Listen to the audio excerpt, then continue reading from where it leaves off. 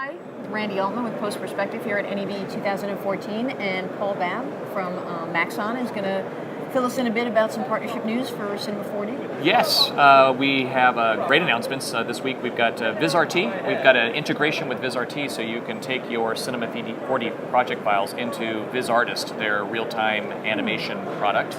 So as far as real-time graphics for television, it's great news because there's been a lot of demand to get Cinema 4D types of projects inside of VizRT. We also have ThinkBox Software has developed a plugin for Cinema 4D use, Krakatoa, the high-end particle generation and animation system and rendering system.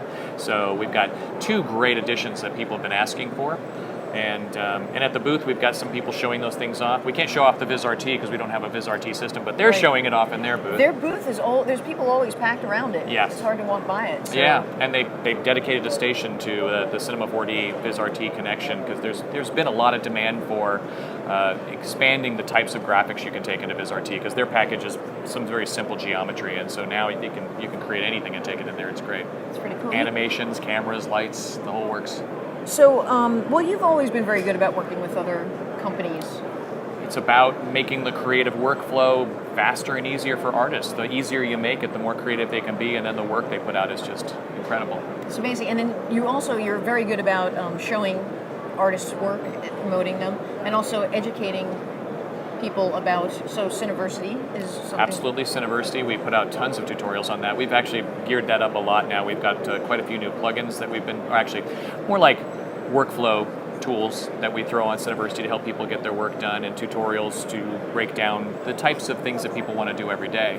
But we also, when we bring our artists to the show, like we have at this show, we try to bring artists that are inspiring, so the work is really cool, but also we have them break down a little bit how they do it. And they're so nice about coming out and sharing the techniques and the things that they've done to accomplish the work. We've got Super Bowl graphics in our booth. We've got graphics from Game of Thrones. We've got Emmy Award-winning graphics from the History Channel. Brought this Hazel Baird out from London to show the work that they just won an Emmy for. We've got Ghost Town Media showing their workflow for how they do music videos. We've got Kanan Flowers showing how he did visual effects for his short film. So we've got the best lineup we've had in a long time. There's very little repeated content. As you know, we started streaming a couple of years ago, and people would normally come to the show and do their demos 2 or 3 times. Well, our audience is so big online that they would start to say, well, we saw that demo yesterday. So we actually endeavored as best we could not to have any repeat content, especially not the first 5 hours, which is the European watching time. Right. So all 4 days we have the first 5 hours is all new content. Nobody's doing a demo more than twice.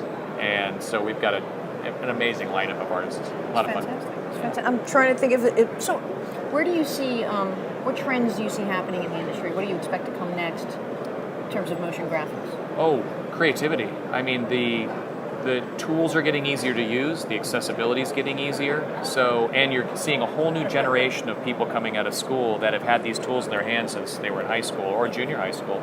So their ability to create graphics and be really creative and create them quickly, efficiently, inexpensively. Yeah. I think that's why you're seeing a lot of these larger studios struggle, because you've got these teams of young artists coming out of school that can turn out the work twice as fast with inexpensive tools like Cinema 4D, and they've got their they subscribe to Creative Cloud, they use Cinema 4D, they're turning out some great work. And as the internet's becoming a broadcast medium, you're talking about millions of TV stations, which you're talking about millions of stations that need motion graphics. So it's very exciting, and because all those stations can have a lot of personality and there's less corporate influence over the work's going to it's just going to be a lot of fun to watch. That's great. Well, thank you so much for coming and chatting. Thank you for having me. I appreciate it. Anytime.